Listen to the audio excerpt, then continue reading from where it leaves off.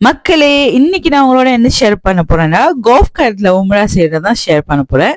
அன்னைக்கு தாயிஃப் போயிட்டு வந்து இஹ்ராம் நியத் வச்சுட்டு நானும் என்னோட சிஸ்டரும் கோல்ஃப் கார்ட்ல தான் செஞ்சோம்.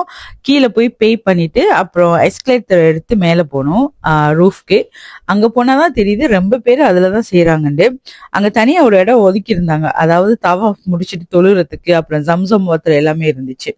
இஸ்லாம் வந்து அவங்களோட வர்ஷிப்பை பர்டன் பண்ணாது. இஸ்லாம் ஒரு ஈஸியான மதம், அதை நம்ம தான் பர்டன் பண்ணிக்கிற கூடாது. ஓகேவா? ஆக்சுவலி ரொம்ப ஹதீஸ் இருக்கு, அதாவது ரசூலுல்லாஹி ஸல்லல்லாஹு அலைஹி வஸல்லம் கேமல்ல உம்ரா செஞ்சிருக்கிறாங்க அப்படின்னு. அண்ட் உம்மு சலாமா உடம்பு சரியில்லைன்னு சொல்லல கூட நீங்க வந்து கேமல்ல பண்ணுங்க அப்படின்னு சொல்லியிருக்கிற ஹதீஸ் இருக்கு.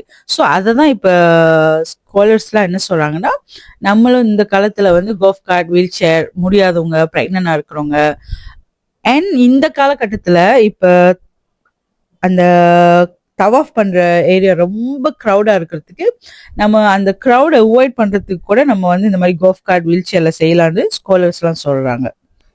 ரொம்ப பீஸா அன்னைக்கு உம்ரா செஞ்சோம். நம்ம சாய் செயலியும் தவாஃப் செயலியும் நல்லா துவா செய்ய முடிஞ்சுச்சு, ஜிக்கிர் பண்ண முடிஞ்சுச்சு, என்ன சொல்றது, கான்சென்ட்ரேட் பண்ண முடிஞ்சுச்சு அந்த இபாதா மேல. அண்ட் தவாஃப் முடிச்சுட்டு அங்க தொழுகிறதுக்கு இடம் ஒதுக்கியிருந்தாங்க, அங்கேயும் பீஸ்ஃபுல்லா ஃப்ரீயா தொழுக முடிஞ்சுச்சு. மத்தாஃப்ல கூட அவ்வளோ ஈஸியா நம்ம நிம்மதியா தொழுக முடியாது. ஸோ நீங்க உங்களுக்கு உடம்பு சரியில்லையோ, பிள்ளைங்களை வச்சுக்கிட்டு க்ரௌட்ல இதுங்களா, நீங்க இந்த மாதிரி கோல்ஃப் கார்ட் ட்ரை பண்ணலாம். ஓகேவா? அல்லாஹ் நம்மளோட இபாதாவை ஏத்துக்கிட்டு நம்மளோட துவாவெல்லாம் கபூலாக்கணும்னு துவா செய்றேன்.